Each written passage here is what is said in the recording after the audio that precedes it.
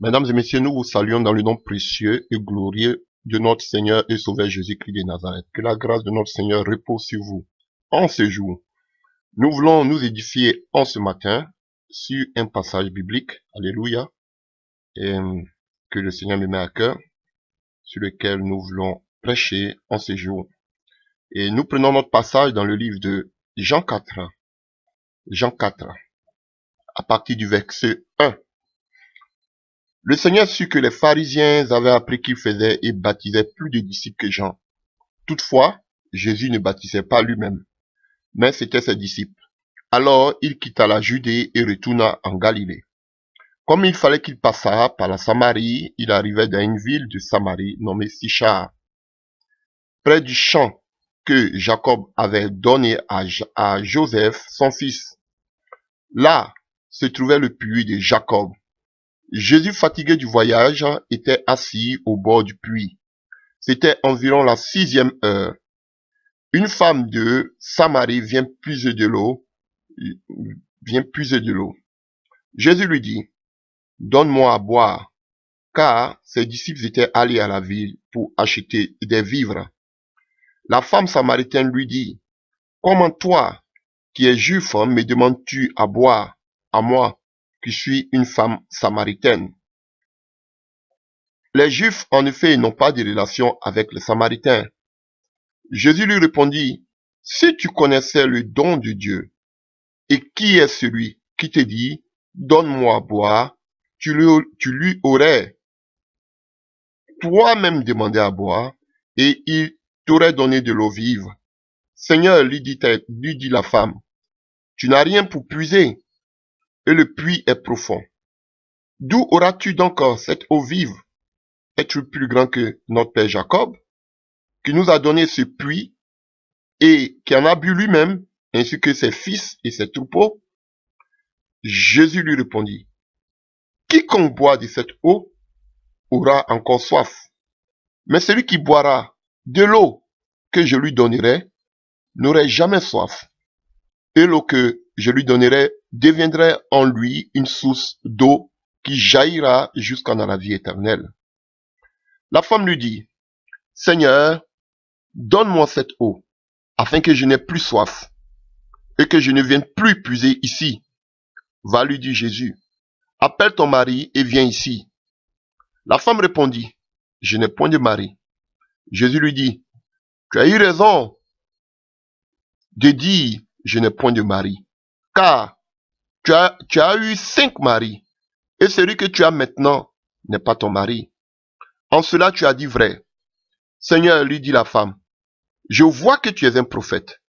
Nos pères ont adoré sur cette montagne, et vous dites, vous, que ce lieu où il faut adorer est à Jérusalem. Femme, lui dit Jésus, crois-moi, l'heure vient où ce ne sera ni sur cette montagne, ni à Jérusalem que vous adorerez le Père. Vous adorez ce que vous ne connaissez pas, car vous ne connaissez pas, nous adorons ce que nous connaissons, car le salut vient des Juifs. Mais l'heure vient, et elle est déjà venue, où les vrais adorateurs adoreront le Père en esprit et en vérité, car ce sont là des adorateurs que le Père demande. Dieu est esprit, et il faut que ceux qui l'adorent en esprit et en vérité. La femme lui dit, je sais que le Messie doit venir, celui qu'on appelle Christ. Quand il sera venu, il nous annoncera toutes choses. Jésus lui dit, je le suis, moi qui te parle. Là-dessus arrivaient ses disciples, qui furent étonnés de ce qu'il parlait avec une femme. Toutefois, aucun ne dit, que demandes-tu, ou pourquoi lui parles-tu? Alors, la femme ayant sa cruche s'en alla dans la ville. Alléluia. Et dit aux gens, venez voir un homme qui m'a dit tout ce que j'ai fait. Ne serait-ce point le Christ? Il sortit de la ville et il vient vers lui. Alléluia. Alléluia. Alléluia. Oh, alléluia. Oh, alléluia. Chers frères et sœurs, c'est sur ce passage que nous voulons méditer en ce jour. Et je peux donner comme thème à ce message que l'Esprit de Dieu me permettra d'annoncer maintenant les 5 maris de l'église prostituée. Les 5 maris de l'église prostituée. Alléluia. Alléluia. Chers frères et sœurs, par ce message, par ce passage, Dieu va nous faire beaucoup de bien. Par ce message, Dieu permettra que plusieurs révélations sortent. Alléluia. Ce message concerne vraiment l'église de Dieu. Concerne le temps que l'église de Dieu est en train de traverser. Concerne l'église de Dieu dans ces derniers temps que nous vivons. Frère, c'est un message poignant. Duquel, alléluia, nous pouvons faire sortir plusieurs révélations puissantes qui vous feront vraiment beaucoup de bien. Alléluia. C'est un texte que beaucoup d'entre vous ont déjà lu. Alléluia. Mais dans lequel se trouvent beaucoup de révélations puissantes. Alléluia. Et par ce texte, nous allons voir que nous croisons, nous voyons, nous pouvons dire, à partir de ce texte, nous pouvons voir, si je peux m'exprimer ainsi, nous pouvons voir tous les obstacles à l'épanouissement de l'église de Dieu. Tous les obstacles qui bloquent, alléluia, que ce soit le réveil. Tous les obstacles qui bloquent, alléluia, qu'on appelle l'épanouissement spirituel dans l'église de Christ. Je ne parle pas de l'église universelle, je parle de l'église universelle du moins.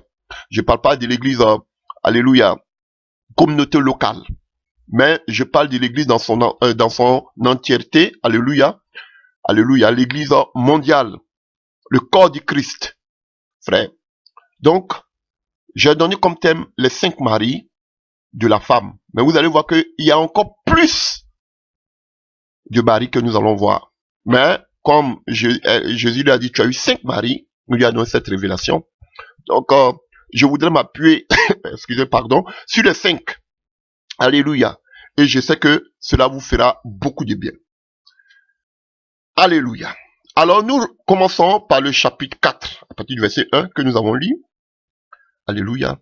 Vous allez voir toutes les différentes caractéristiques, tous les différents, je ne pourrais pas dire fléaux, mais vous verrez tout ce qui gangrène l'église aujourd'hui, à partir de ce test. Ce qui fait qu'il y a la mort spirituelle. Alléluia. Ce qui fait qu'on a un caressement spirituel dans l'église. Ce qui fait que l'église est morte. Alléluia. Et que elle ne peut plus se lever. Alléluia. C'est tout cela que nous voulons voir. Pourquoi l'église est arrivée à ce stade. Alléluia. Et si je donne le thème de l'église et les 5 maris de l'église prostituée, c'est parce que tout simplement, ici, alléluia, on nous parle d'une femme qui avait 5 enfants, et 5 maris du moins, alléluia, qui avait un autre qui n'était pas son mari, alléluia. Donc, elle était considérée comme une prostituée selon l'ancienne alliance, alléluia. Et, donc, pourquoi l'église ici? Parce que cette femme était l'image de l'église. Et nous allons expliquer ça un peu plus loin. Alléluia. Donc, au verset 1 du chapitre 4 de Jean, la Bible dit que le Seigneur sut que les pharisiens avaient appris qu'il faisait et baptisait plus de disciples que Jean. Toutefois, Jésus ne baptisait pas lui-même, mais c'était ses disciples. Alors il quitta la Judée et retourna en Galilée. Alléluia. Et quand on parle de Judée, alléluia, il y avait la tribu de Juda, alléluia, qui était composée d'une seule tribu, alléluia, et il y avait 10 autres tribus en Samarie, on va le voir tout à l'heure avec les passages, alléluia, et on va le voir dans le livre de 1 roi 11, alléluia, avec Jéroboam, Dieu a divisé le royaume sous le règne de Salomon, le fils de David. Il donne 10 royaumes à Jéroboam et il laisse un royaume à cause de Jérusalem et à cause de David. C'était le royaume de Juda. Alléluia. Et vous allez me dire, mais on voit 11 royaumes parce que la 12e tribu, c'était la tribu de Lévi, et ils ne devaient pas avoir d'héritage. Ils devaient avoir, on a vu la dernière fois qu'ils avaient des terres sur lesquelles ils pouvaient s'installer. Eux, ils n'avaient ni héritage, ils devaient se préoccuper, alléluia, de la maison de l'Éternel. Donc, chers frères et sœurs, donc, la Samarie, il y avait Juda, il y avait Samarie, et il y avait le royaume de Juda qui avait pour capitale, alléluia, Jérusalem, et il y avait le royaume de Samarie qui avait pour capitale Samarie. On va voir d'où est quitté le nom Samarie pour la première fois. Dans la Bible, nous allons le voir. Et juste en haut, on avait cette province qu'on appelait la Galilée. Alléluia. Et juste de l'autre côté, du côté de l'Est, on avait cette ville douanière qu'on appelait Capernaum. Alléluia. Et c'est de cette province de Galilée qu'était Nazareth, une toute petite ville.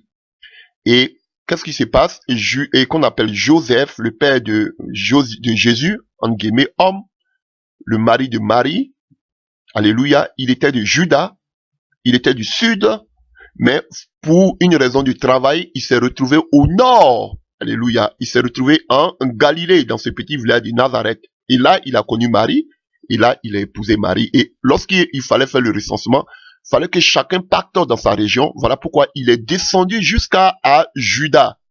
Et pendant qu'il partait pour que s'accomplisse la parole, alléluia, parce que le Messie devait venir de Bethléem, et c'est là, à Bethléem, que Marie a pu mettre Jésus au monde. Bref. Alléluia. Donc, ici, déjà, nous voyons une première caractéristique. Le Seigneur sut que les pharisiens avaient appris qu'il faisait et baptisait plus de disciples que Jean. Toutefois, Jésus ne baptisait pas lui-même, mais c'était ses disciples. Alors il quittait la Judée et retourna en Galilée. Frères, voici un des premiers problèmes dans l'église de Christ. Alléluia. Vous allez voir, on va parler aujourd'hui de tous ces problèmes qui freinent l'avancement de l'œuvre de Dieu. Alléluia. Et voilà pourquoi je parle de l'église prostituée, parce qu'elle a 5 maris et elle vit avec un 6e mari qui n'est pas son mari. Alors que l'église, on sait que l'église a un seul époux, qui est le Seigneur Jésus-Christ, qui viendra chercher son épouse. Alléluia. Vous pouvez le voir aussi dans le livre d'Éphésiens 5. Mais ici, on voit que cette épouse, elle a déjà 5 maris et elle vit encore avec un 6e qui n'est pas son mari. Donc, c'est déjà une église prostituée. Et on va lire un peu aussi Apocalypse 17, Apocalypse 18, pour voir que ce sont les mêmes caractéristiques que nous trouvons. Alléluia. Et déjà, ici, on voit déjà un des premiers problèmes qui gangrène l'église de Christ. Alléluia. Le nombre de personnes, le nombre de disciples. Oh, alléluia. On nous dit ici que les pharisiens qui n'étaient pas, entre parenthèses, qui étaient des chrétiens, alléluia, charnels, alléluia, savaient que Jésus-Christ baptisait plus de disciples avait plus de disciples que Jean. Donc déjà ici, on voit la comparaison, on voit le nombre, alléluia. Et c'est un problème de rivalité que l'église vit constamment. Alléluia. Entre les enfants de Dieu, entre ceux, les serviteurs de Dieu, on voit la rivalité, on voit la jalousie, on voit la concurrence. Alléluia.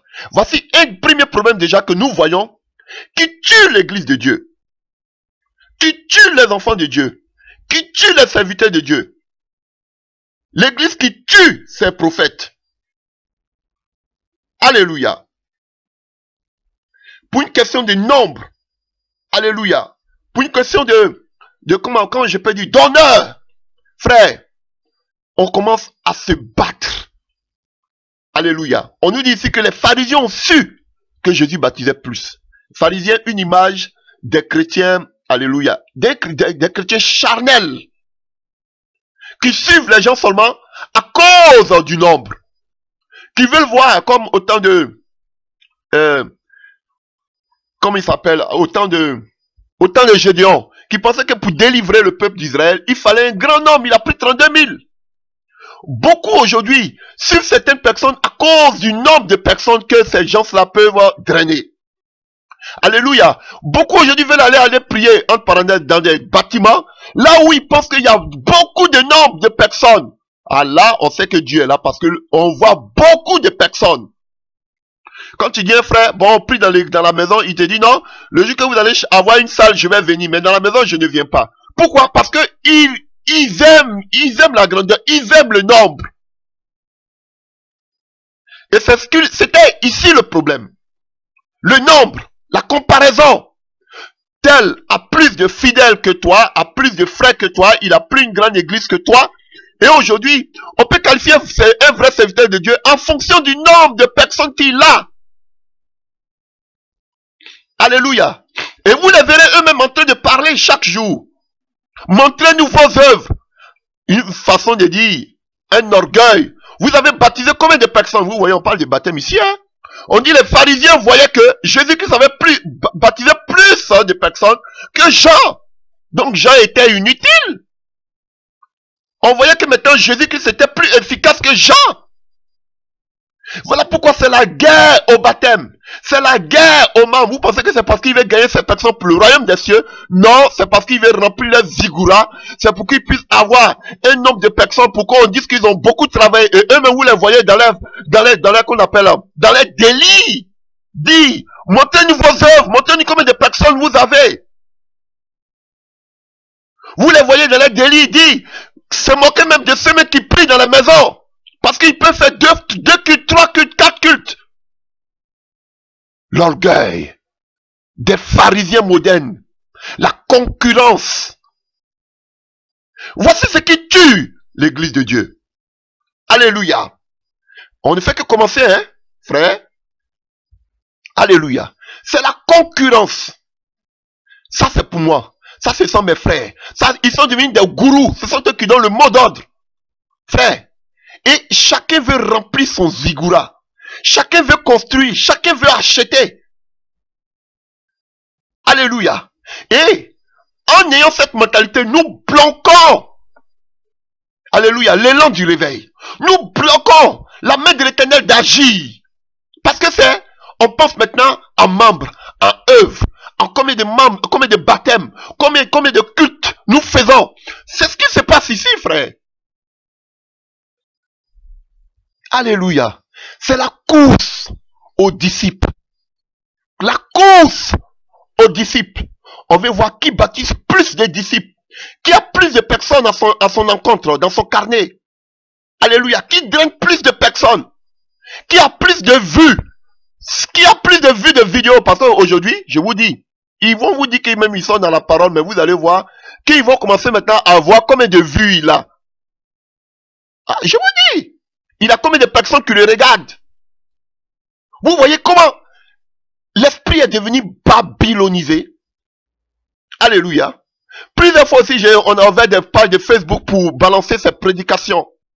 Frère, à un certain moment, comme ils voyaient que le nombre montait, ils sont obligés de nous convoquer, comme on appelle, d'amener, je suis dépassé. De bloquer même ce qu'on appelle, tous ces comptes Facebook que nous ouvrons. Alléluia. Et nous avons eu à demander au niveau de Facebook quel était le véritable problème où vous allez tomber des nues. Facebook nous fait savoir que nous prêchons la prostitution. Des chrétiens, des soi-disant chrétiens qui font ce genre de choses. Alléluia. Qui pensent que eux, ils ont eu ministère comme ça. Le ministère, c'est de balancer les prédications de leur gourou. C'est eux, ils pensent que c'est ça le ministère. Dans le Éphésiens 4, verset 5, dans le livre d'Éphésiens là. Alléluia. Dans le livre d'Éphésiens 4 là, vous avez vu balancer les vidéos. Ça, c'est pas un ministère. Allez-y devant la présence de Dieu pour que Dieu vous révèle à quoi il vous appelle. Ne pas rester scotché seulement qu'à votre ordinateur pour dire qu'on fait l'œuvre de Dieu, ou bien on balance les prédications du gourou. C'est pas ça l'appel de Dieu. C'est pas ça que Dieu vous appelle. Nous sommes devant l'ordinateur parce que nous voulons amener un message. Tout le monde n'est pas appelé à amener un message. Nous sommes là parce qu'on amène ce message. Il y a des gens à qui Dieu a donné ce message, mais vous autres, quel est votre ministère, quel est votre appel? C'est de vous asseoir pour balancer les prédications des autres.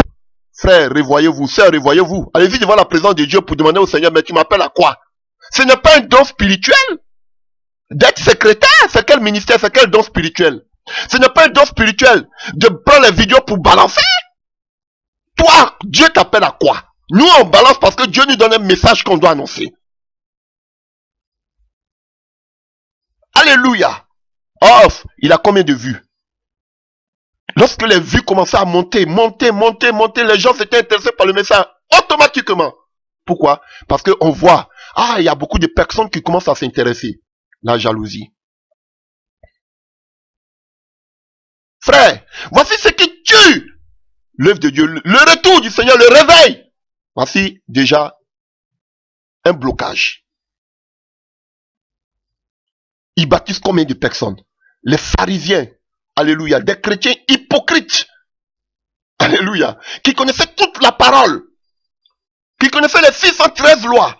Ces pharisiens-là, comme Paul le dit lui-même, il était pharisien. Alléluia. Des gens qui disent qu'ils connaissent la parole, qu'ils sont dans la vérité. Mais vous allez voir qu'ils sont là dans le coin et puis ils vous pillent. Ils vous épient. Alléluia. Ils voient. Il a baptisé combien de personnes? Il y a combien de personnes qui le suivent? Vous allez entendre dans leur bouche. Vous ne les entendez pas dans leur bouche. On veut voir combien de personnes vous avez gagné. On veut voir combien de personnes prient avec vous. On veut voir aussi vos vidéos. Ne faites pas seulement les vidéos et ne mettez pas les images. Mais on veut voir combien de personnes prient avec vous. C'est la sorcellerie. Des orgueilleux. Des gens qui ont dévié. Des gens qui pensent que c'est le nombre de personnes. Voilà pourquoi ils sont pressés pour baptiser. On a vu que le Seigneur Jésus baptise plus de personnes que Jean. C'est la course.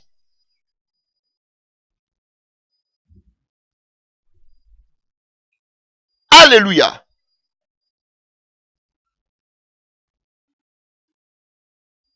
Alléluia. Toutefois, Jésus ne baptisait pas lui-même, mais c'était ses disciples. Alors il quitta la Judée et retourna en Galilée. Frère, Jésus n'est pas resté en Juda, ni en Judée, voilà, il n'est pas resté en Judée. Là où les gens disent qu'ils croient, là où il y a l'église, là où il y a le temple de Jérusalem, là où il y a tous les chrétiens, il y a tous les dons spirituels, là où on se sent à l'aise, comme à Bethel, il n'est pas resté dans cette atmosphère-là. Il est sorti de là. Et il allait où? Il allait dans un lieu hostile, là où les gens n'ont pas attendu encore, c'est l'évangile. Sortez de vos ziggourats qui fait 2 cultes, 3 cultes, 4 cultes, 5 cultes. Sortez de Juda, sortez de Judée. Brisez-moi toutes ces barrières-là. Brisez-moi tout ce qu'on appelle vos réunions de prière, 2 réunions, 3 réunions de prière par jour. Brisez-moi cela. Arrêtez tout cela. Rendez-vous tous, alléluia, en Samarie. Rendez-vous tous en Galilée. Là-bas, les gens n'ont pas encore entendu parler de la part du Seigneur Jésus-Christ. Quel que soit le sermon que vous allez prêcher sur votre chair le dimanche, quelle que soit la plus belle de vos prédications, on n'a pas besoin de cela. Allons-y, sortons tous de Juda, allons-y tous vers la Galilée.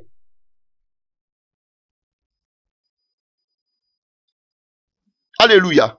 Tu peux pas me pâter avec tes prédications si tu fais 2, 3, 4 cultes, 5 cultes par jour. Ça ne m'épate pas. Mon but, c'est que tu libères toutes ces personnes, que tu les laisses aller, que tu les laisses gagner les villages. Voici mon besoin. Je ne suis pas influencé par quelqu'un qui peut me donner une belle prédication, alors qu'il fait 2 cultes, 3 cultes, 4 cultes. Ça ne m'intéresse pas. Si tu dis que tu prêches la vérité, tu dois briser toutes ces barrières. Libérer ce peuple, alléluia, au lieu de vous enorgueillir à partir du nombre. Et ils sont tellement arrivés, mais quand quelqu'un parle de cellules, ils sont choqués. Parce que ce sont des religieux.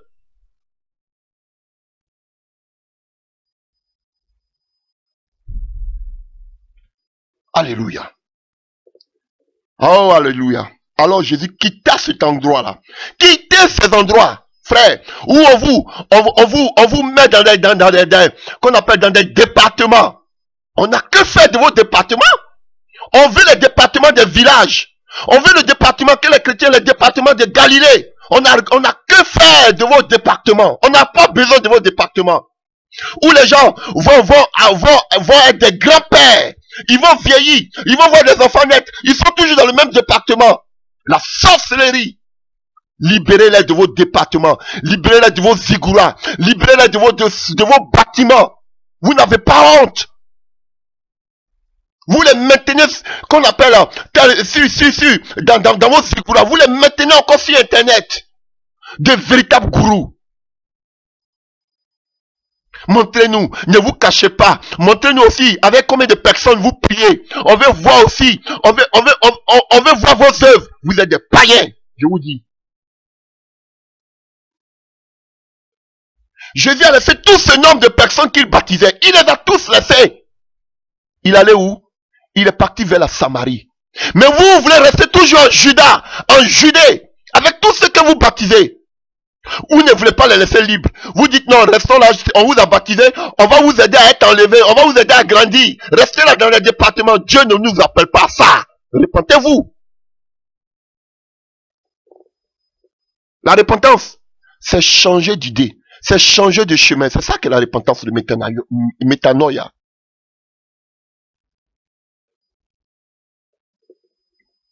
On n'a pas besoin de ça. Jésus, lorsqu'il a vu que le nombre augmentait, il les a tous laissés à Juda.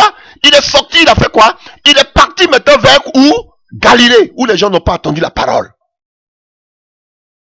Mais vous préférez rester en Juda pour demander 1 million de francs, de dollars, pour faire des zikouras. C'est ce que vous appelez l'œuvre de Dieu?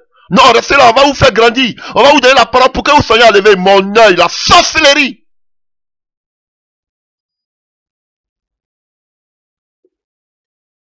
Vous vous sentez à l'aise quand vous faites 2 cultes, 3 cultes, 4 cultes. Vous vous sentez à l'aise quand vous maîtrisez les frères sur l'ordinateur.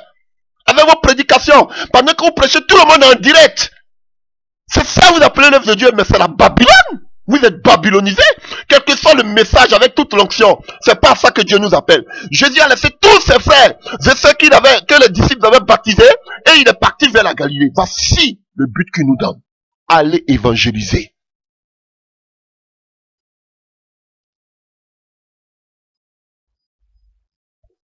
Nous continuons. Alléluia. Non, on peut rester ici. Ils vont nous montrer que on peut rester dans un lieu et puis nous préparer, nous sanctifier. Ils sont en train de mettre seulement que du vernis. On reste dans ce coin, mais on va parler de sanctification. C'est pas ce que Dieu nous appelle. C'est vrai, je vais le prêcher tout à l'heure. Il faut être sanctifié. Mais c'est pas à ça que Dieu nous appelle. Il faut partir. Ils vont se sanctifier pendant combien de temps? Ils vont se sanctifier pendant combien de temps? Libérez toutes ces personnes qui sont dans votre enclos, à qui vous demandez la dîme, quelles que soient toutes les paroles que vous allez donner, paroles de sagesse, toutes les conseils, on n'a pas besoin de ça. Ils doivent quitter ce lieu, ils doivent quitter Juda pour partir.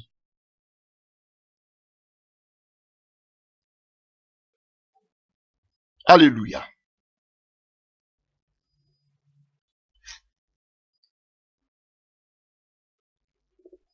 Oh, alléluia. Sinon, Jésus a vu toutes ces personnes qu'il a baptisées. Il pouvait rester pour former une église, pour former une communauté, pour former un zigoura. Il dit non. Non, il ne le fait pas. Il les a tous abandonnés. Il est parti continuer le chemin. Ça a continué la mission. Et on va le voir, il va parler de la moisson. C'est un message, alléluia, qui nous parle de la repentance, qui nous parle du réveil, qui parle de tout.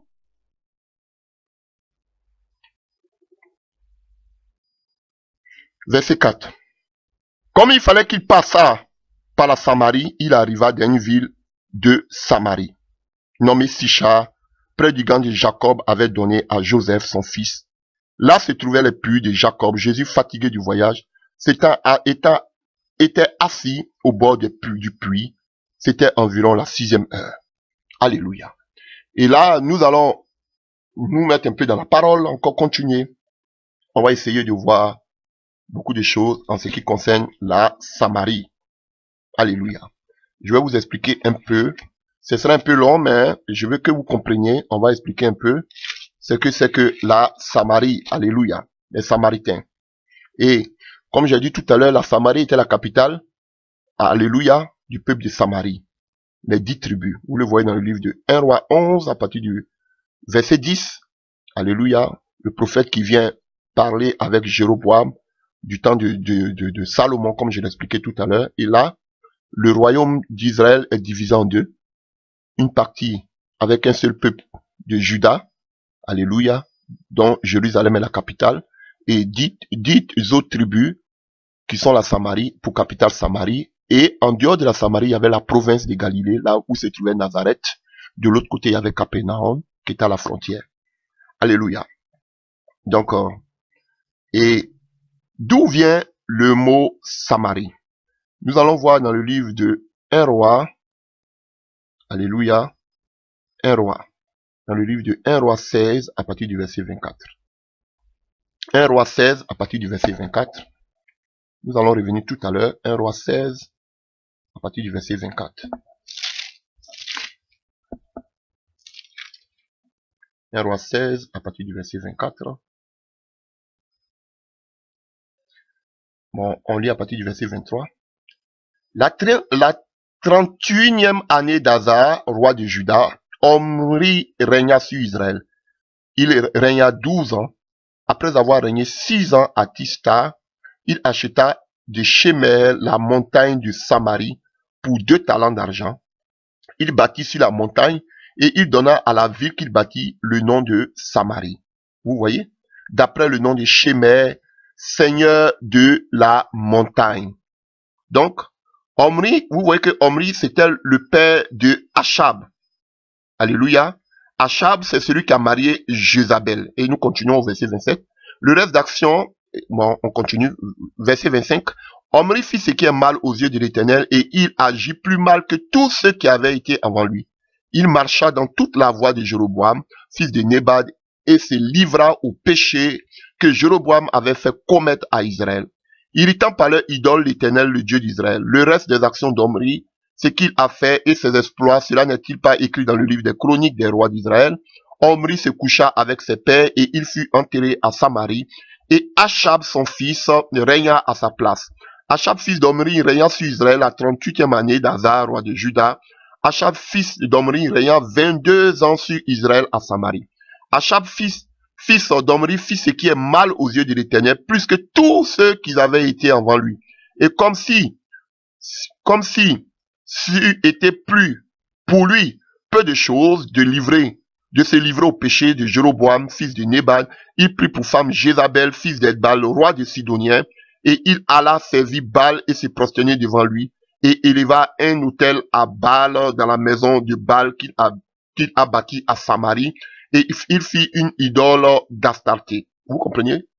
Donc, Omri, c'était le premier, alléluia, qui avait donné ce nom-là. Vous voyez? On nous dit que il a acheté, comme on appelle, une montagne de Samarie pour 2 talents d'argent. Il bâtit sur la montagne et il donna à la ville qu'il bâtit le nom de Samarie. Vous voyez? Il a donné le nom de Samarie. Jéroboam avait seulement 10 tribus, mais il n'avait pas donné de nom. Mais c'est à partir de Omri que le nom Samarie a été donné. Et on sait que Omri, c'était le père de Achab, celui qui a marié Jézabel. Donc, le mot Samarie, c'était le nom d'une montagne. Vous voyez, Chiméer, alléluia, le nom de Chiméer, d'après le nom de Chiméer, seigneur de la montagne. Donc, il a donné le nom de Samarie, qui veut dire seigneur de la montagne. Est-ce que vous comprenez? C'est à partir de là qu'est venu le mot Samarie. Alléluia. Alors, nous allons voir aussi qui sont les Samaritains. Qui sont les Samaritains? Et vous allez voir que, on va voir tout ça tout à l'heure, que aussi, ils adoraient aussi ce qu'on appelle le mont Gérazim. Ils avaient eux-mêmes leur propre temple là.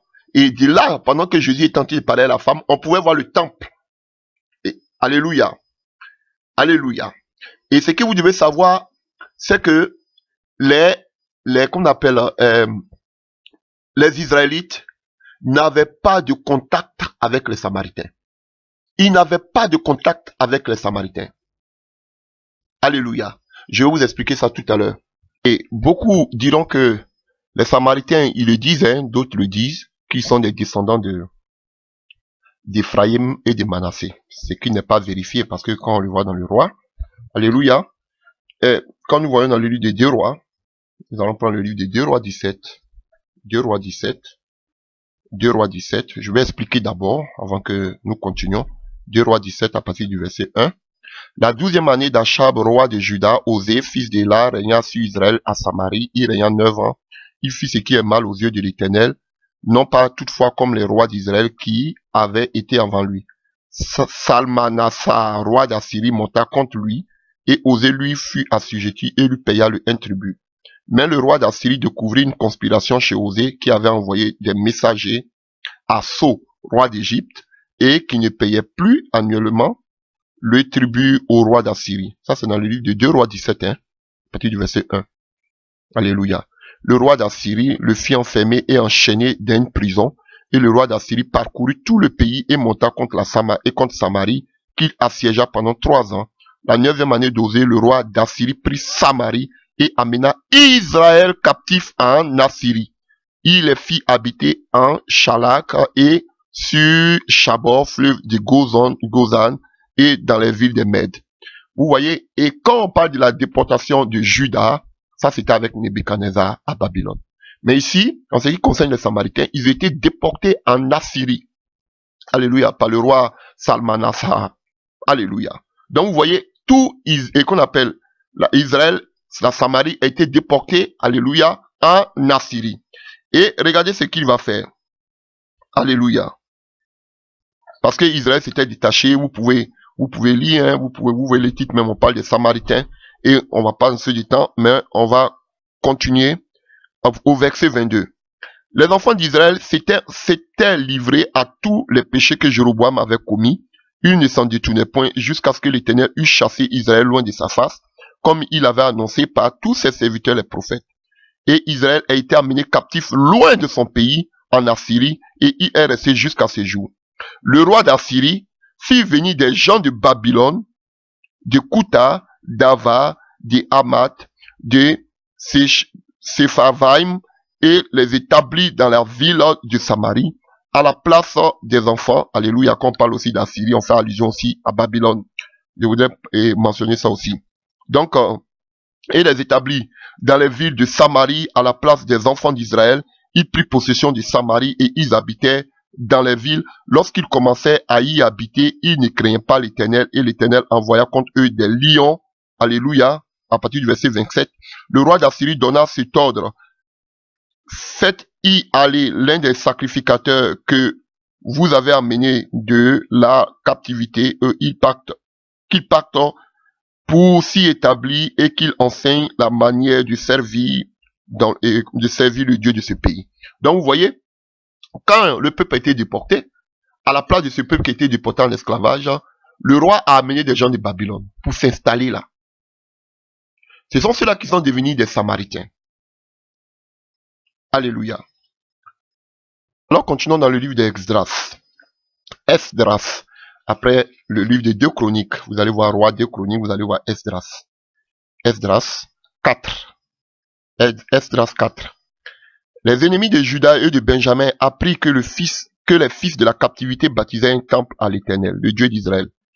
Ils vinrent auprès de Zorobabel et des chefs de famille. Il leur dit: nous bâtirons avec vous, car comme vous, nous invoquons votre Dieu, et nous lui offrons des sacrifices depuis le temps d'Esa-Adon, roi d'Assyrie, qui nous a fait monter ici. Mais Zorobabel, Josué et les autres chefs des familles d'Israël leur répondit: ce n'est pas à vous et à nous de bâtir la maison de notre Dieu, nous la bâtirons nous seuls à l'Éternel, le Dieu d'Israël, comme nous l'a ordonné le roi Cyrus, le roi de Perse. Donc, que ce soit Assyrie, que ce soit Babylone, tout ça c'est la même chose. Alléluia. Donc, vous voyez que on nous parle de Zorobabel, alléluia, qui était de Juda. Ils sont revenus pour construire le temple.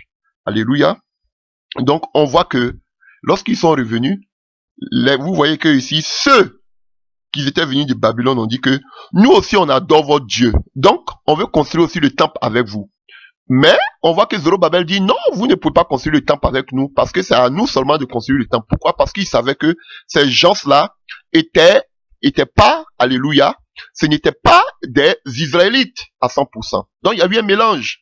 Et quand vous allez prendre au temps du roi Ézéchias, qui voulait faire la Pâque, on va voir qu'il avait appelé les gens de Manassé, il avait envoyé des courriers partout pour que les gens viennent fêter à Jérusalem, alléluia, la Pâque. On va voir que les gens de Manassé et d'Éphraïm ont commencé à rire, ils disent qu'eux ne viennent pas. Certains ne sont pas venus. Donc c'est là que les gens prennent le contexte pour dire que les Samaritains sont les descendants de Manassé et d'Éphraïm, ce qui est vraiment faux. Alléluia. Il y a eu un mélange, mais l'origine des Samaritains, il vient de Babylone. Alléluia. Donc, ce n'était pas des Israélites. Donc, je l'explique pour que vous puissiez comprendre au moins ce qui se passe ici. Alléluia. Ce n'était pas des Israélites. Ils ont été envoyés là de Babylone. Alléluia. Donc, on revient à notre passage initial dans le livre de Jean 4. Alléluia. De Jean 4.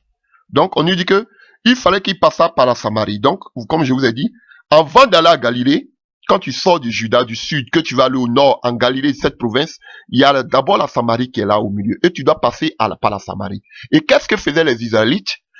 Quand ils devaient quitter le sud pour aller au nord, ils évitaient le coin de Samarie. Ils faisaient un détour pour ne pas passer en Samarie. Alléluia. Alléluia. D'autres font allusion à Samarie, à Sichem, qui signifie ivresse. Vous voyez?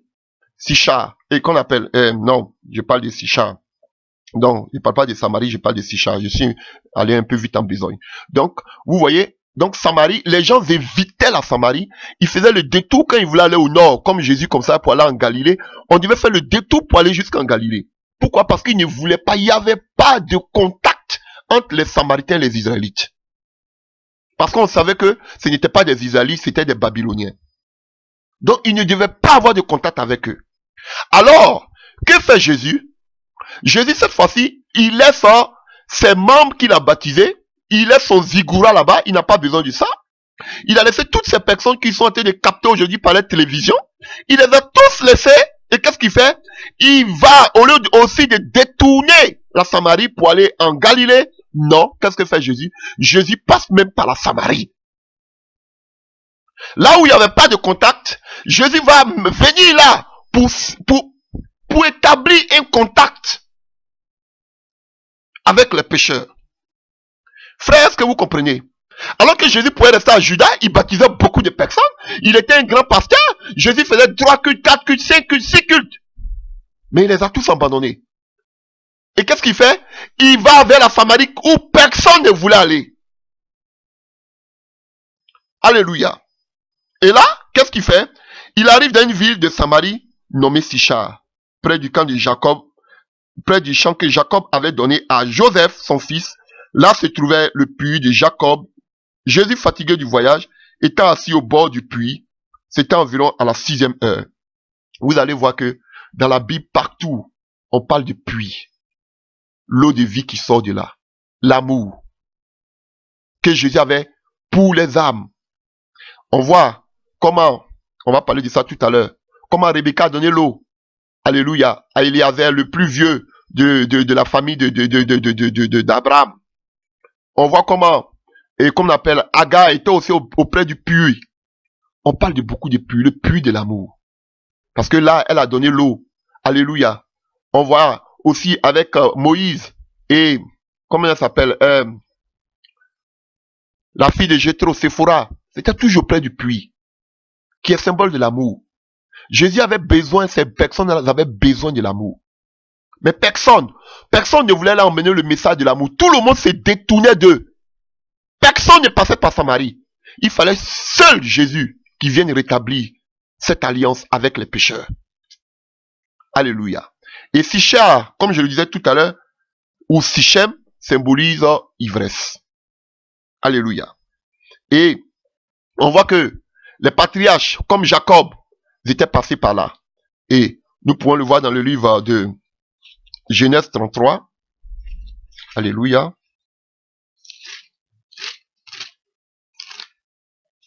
Genèse 33, à partir du verset 18. Alléluia. À partir du verset 12, Ésaü dit, partons maintenant ici. Bon, là, on parle d'ici, on a prêché la dernière fois là-dessus. Après que Jacob ait croisé son frère, alléluia, qui voulait le tuer, alléluia.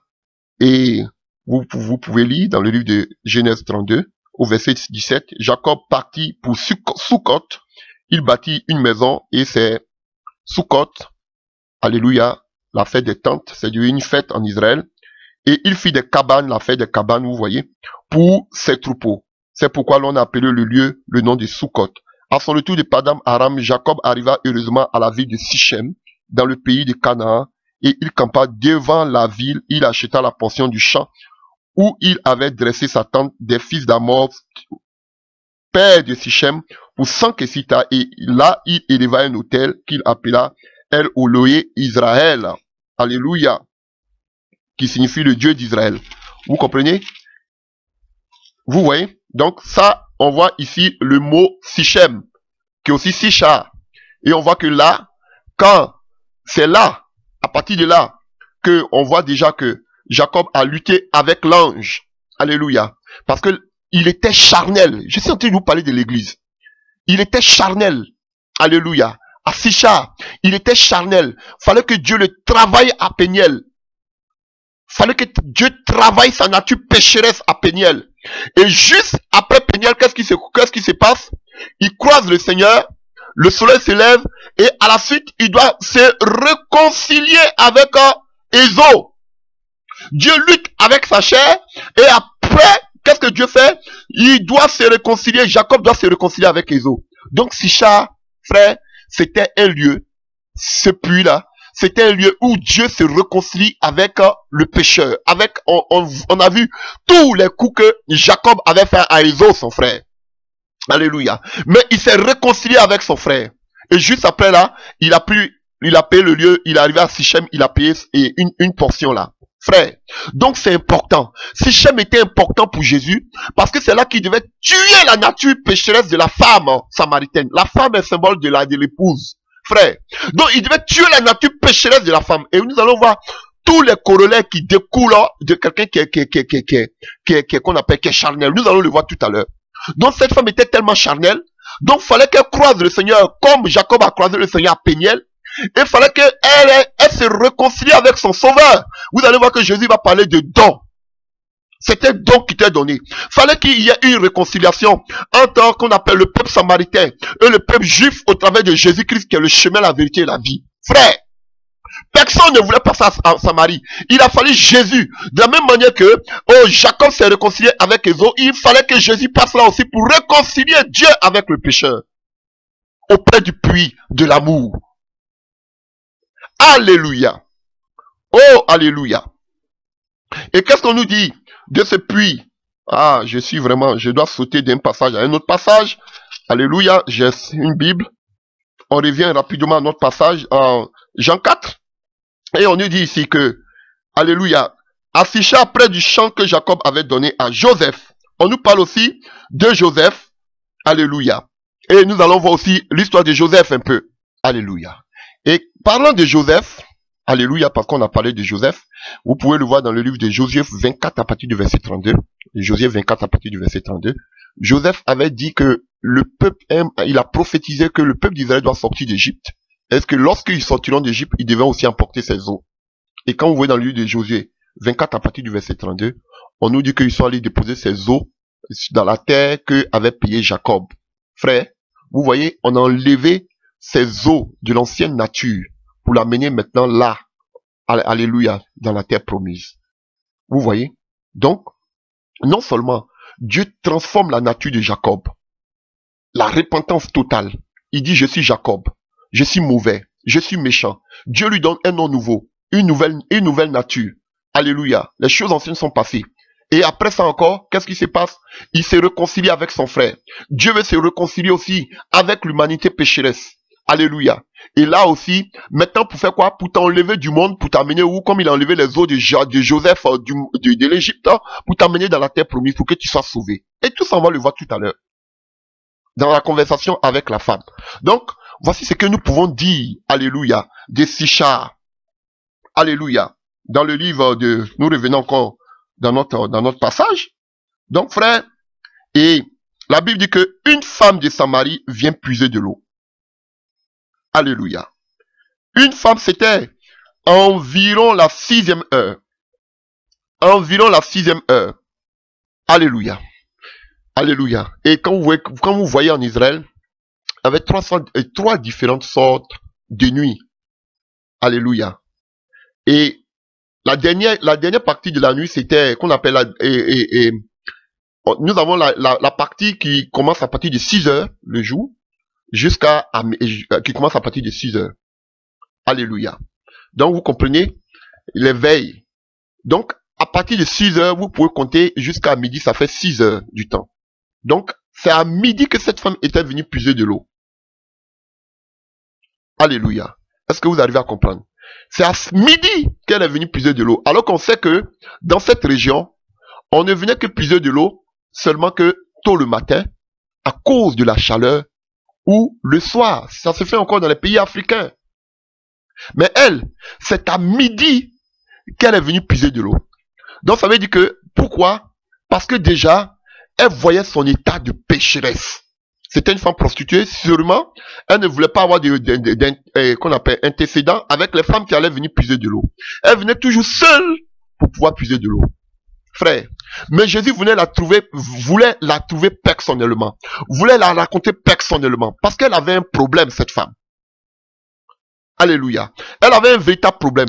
Il voulait la croiser personnellement comme Dieu a croisé Jacob aussi personnellement. Alléluia. Mais je ne veux pas aller sur cette forme, parce que je vais prêcher sur l'église. Et frère, on voit que cette femme-là, à cause du péché, elle était obligée de se cacher. Comme Adam a pu dire, lorsque la voix de l'Éternel l'appelait, je me suis caché parce que je sais que je suis nu. Et aujourd'hui, on voit la mort spirituelle dans l'église. Alléluia. Parce que l'église est nue. Parce que l'église est adultère, l'église est prostituée. L'église a abandonné son Dieu. Alléluia. Donc, elle se cache. Même l'église n'a plus de... Nous qui sommes le sel de la terre, on n'a plus de saveur face même aux païens. Alléluia. Et cette femme, c'était l'image de l'église prostituée. À cause de sa prostitution, elle était obligée de se cacher. Elle qui devait venir puiser l'eau le matin, tôt le matin, ou le soir, elle était obligée de venir puiser l'eau à midi. Pour ne pas être vue de quelqu'un. Voici l'image de l'église. Alléluia. Mais Dieu, dans son amour, il était là à l'heure. Comment Jésus pouvait savoir que cette femme allait venir puiser de l'eau à 7 heures? Jésus, étant Dieu, depuis la Judée, savait qu'il venait croiser quelqu'un. En ce lieu, une femme.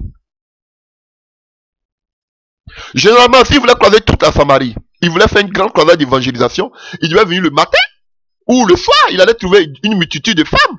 Mais il est venu à midi parce qu'il était venu croiser spécialement cette femme pécheresse. Alléluia.